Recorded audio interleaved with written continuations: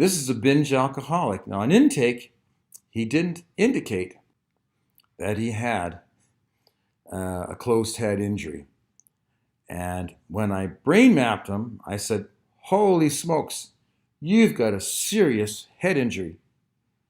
And he says, oh yeah, I forgot to tell you that when I was like 6 years old, I fell off the slide and I crushed my skull in an inch, which in metric is 2.5 centimeters, and that's a very serious concussion.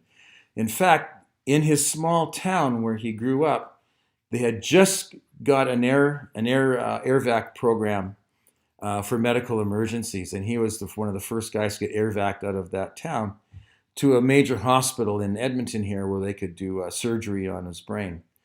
But it's typical with thalamocortical disconnects. They don't reason well, they don't make good decisions, they don't process information well. If you don't process information well, you have trouble socializing. Because so far we've been 3,000 facial expressions have been mapped on the human face, and they're fleeting as well. As we talk, our expressions are coming and going. And you have to be pretty sharp mentally to socialize with people and feel connected. And people with these disconnects really struggle socially because they just can't read people. They don't feel like they're part of the group. They always feel like they're distant. And as a result of that, they often start becoming kind of reclusive. And when people become reclusive, they have a tendency often to start drinking. And that's what this guy did. He started drinking, and then he developed a very serious drinking problem. He lost his driver's license, in and out of rehab all the time. They were looking at giving him some very strong drugs to curb his alcohol cravings. He was even sneaking alcohol into the hospital while he was in rehab, and was in detox. He was so severe. This is just a clip here of the news clip when he was on TV, and they have a nice little clip of him as a little boy playing with the fire trucks. And look at his record here. Now, this guy, again, we do see some delta going on, and we're going to see that his beta is really hammered out. He had not only a gray matter injury, but a white matter injury, but he also had pretty serious gray matter injury as well as losing his thalamocortical loops. And he's very flatlined and choppy and very low voltage. Here he is here. His OCD is actually extremely slow. Again, centered down the cingulate, and that's part of what's driving his drinking. Now on the database, just look at him. The poor guy's just pounded out across the board. Doesn't even make much delta. That's how taken out he is. And his transmission has been knocked out in both directions. That's why we don't see pink in this case. So he's slow both ways on his delta phase.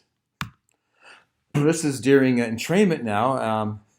I had him on an alpha-beta entrainment, and he fell deep asleep. I mean, he's sleeping 4 hours a night, as most of my people do, and he's starting to produce huge alpha spindles. Just look at them rolling out of his record here. And he's in deep sleep, so we see these giant, slow delta waves popping up in between the alpha spindles. And he slept so soundly, he continued to sleep for 30 minutes after the entrainment had shut itself off. And you can see he's still making delta waves and alpha spindles ongoing at 15 minutes mark after the entrainment had ended. And here we are now looking at him at the 4 volts, and we can see that his brain activity is normalizing a fair bit now.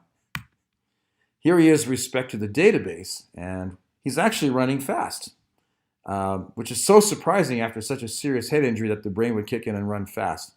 A little bit, it's pretty well located in a quite nice area. It's mostly parietal. The frontal cingulate is not in. We see some central and parietal central stuff, but pretty good. Still a little in the blue for cortical issues, which we would expect. But let's take him back here and look at that. Okay, so here's his phase now. It's improved tremendously. He slept, as we mentioned, 30 minutes after the entrainment had ended.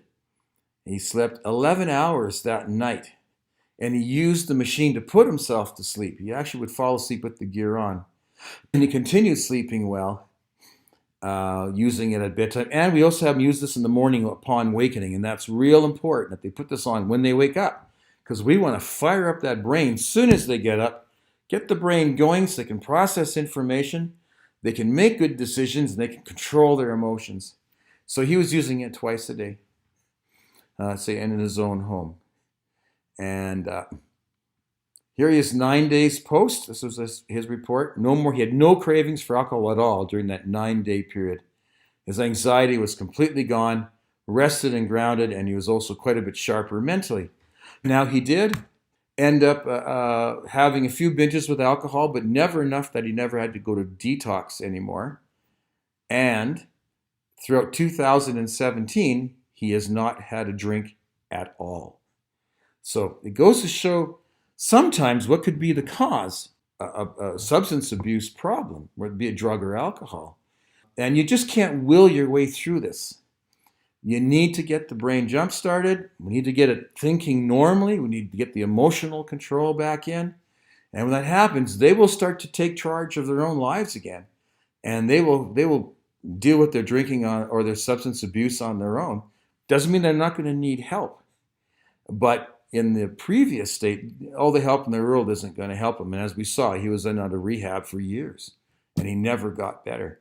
Anyway, here's his pre-SCL90 results. His score was 85.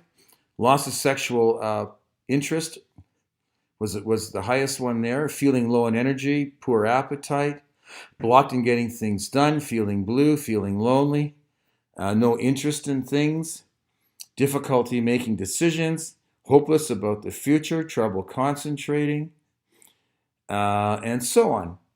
And post-entrainment, 9 days later, you notice his handwriting changed a great deal. He's now just light tick marks, and his score fell to a 10.